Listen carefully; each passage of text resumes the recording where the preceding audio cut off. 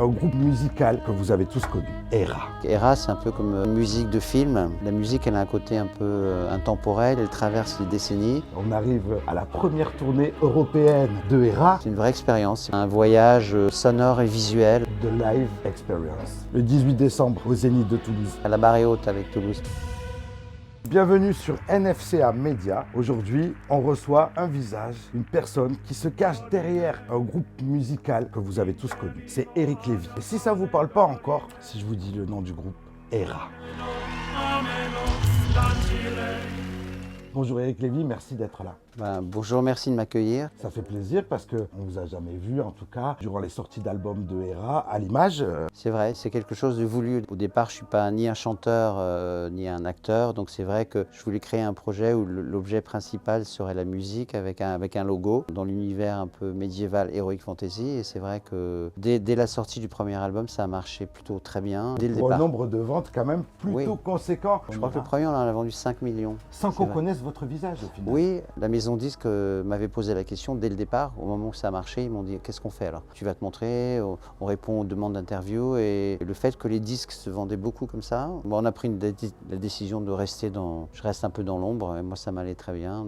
Comment on peut décrire cet univers unique de Era? Aujourd'hui, il y a beaucoup plus de références à la télévision et au cinéma avec des films comme Le Seigneur des Anneaux, jusqu'à Game of Thrones. Mais c'est cet univers, ce qu'on appelle le médiéval heroic fantasy. C'est vrai qu'Era, c'est un peu comme une musique de film qui s'acclimate parfaitement bien à tout cet univers qui est devenu très important et à la télévision et au cinéma. Et c'est vrai que quand le premier album d'Era est sorti, j'étais un peu isolé. Et le cinéma, la télévision avaient totalement abandonné cet univers à l'époque. Les années 50, 60, 70, 80, il n'y a rien eu. Donc finalement, la musique, elle a un côté un peu intemporel, elle traverse les décennies. Et aujourd'hui, en 2022, je suis parfaitement en phase avec toutes ces grosses séries télé, tous ces gros films. Ça a une espèce de résonance globale qui permet à Era de continuer à exister. Les clips étaient assez épiques. Vous parlez de cinéma comme Le Seigneur des Anneaux. On était déjà dans un médiéval épique, mystique. Oui, voilà, c'est ça, c'est le mystique, c'est le mystère, le supernaturel. Il y avait toujours une quête, vous savez, la quête du Graal, la quête de potions magiques, la quête de l'épée du roi Arthur. Vous avez composé également toute la BO du film Les Visiteurs. Et la légende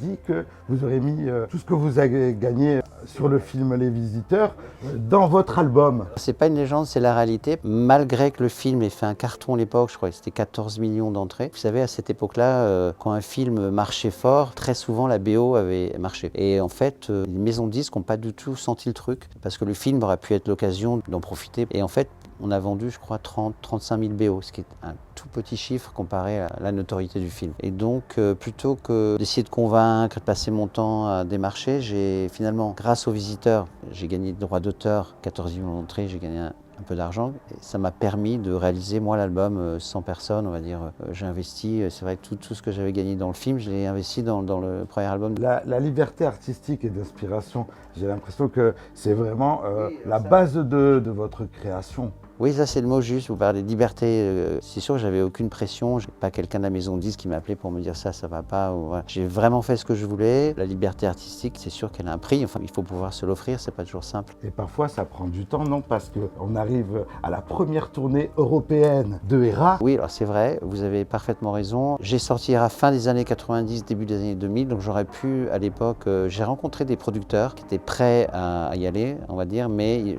j'ai senti qu'ils voulaient surfer sur la vague plutôt que, donc ils voulaient investir pas beaucoup et gagner beaucoup d'argent rapidement en me proposant des schémas un peu ridicules et enfin, voilà, qui étaient franchement pas adaptés au projet. Donc voilà, les années passant, jusqu'au jour où j'ai rencontré le patron de Live Nation en France. Il m'a tout de suite fait comprendre qu'il était prêt vraiment à faire quelque chose de conséquent. Et quand il m'a parlé d'Era, j'ai tout de suite compris qu'il avait compris. Enfin, il avait la vision juste du projet. C'était la rencontre qu'il fallait pour qu'on soit là aujourd'hui à présenter ce concert. The Live Experience. C'est une vraie expérience. C'est comme un voyage sonore et visuel dans cet univers du mystique et du médiéval fantasy. On retrouve beaucoup d'artistes sur scène. Les 30 artistes, dont 20 personnes qui chantent. J'ai une chorale de 16 personnes et j'ai 4 chanteurs solistes. 2 qui viennent du heavy metal, 2 qui viennent du classique, ténor, soprano. Donc c'est un très beau mélange. Et puis on est une dizaine de musiciens en plus, donc on est 30. Donc parfois ça fait beaucoup de bruit et c'est bien. Est-ce que du coup c'est le show pour Era que vous espériez, que vous aviez aviez en tête? J'avais en tête de faire ça, donc c'est le premier parce que j'espère bien sûr qu'il y en aura d'autres. Pour un départ, je suis plutôt très content, mais surtout ce qui est génial pour nous tous qui sommes sur scène, c'est l'accueil du public parce que vous savez, on est venu à Toulouse en 2019. Malheureusement, on a eu le Covid en 2020, donc on avait une tournée qui devait durer 2 ans, mais elle a duré 20 concerts, enfin elle a duré 2-3 mois. On a tout arrêté comme beaucoup d'artistes sur la planète. Donc là, on revient. C'est vrai qu'à Toulouse, on a fait un concert qui était vraiment extraordinaire. Enfin, c'est le public qui était extraordinaire. On a eu un énorme accueil. À la Barre Haute avec Toulouse. On a hâte, c'est le 18 décembre 2022 en live au Zénith. C'est un show que je ne veux manquer sous aucun prétexte parce que Hera, je suis fan de cinéma, j'aime le cinéma. Votre musique, c'est du cinéma auditif. Et j'ai l'impression, même moi, ça m'a aidé à écrire des histoires, à m'inspirer parce qu'en plus, il y a cette libre interprétation dans la musique d'Hera. On peut se raconter son histoire. Oui, parce que ça, c'est le fait que le langage soit un langage inventé. Chacun peut imaginer sa propre histoire sur la musique. Et se rendre sa propre histoire très épique. Et ben, on est très content de retrouver cette tournée, cette live experience. Très heureux de revenir à Toulouse, en tout cas, c'est sûr. Et puis, j'espère qu'on aura l'occasion de se voir là-bas. Je serai au premier rang, je vous ferai coucou comme ça.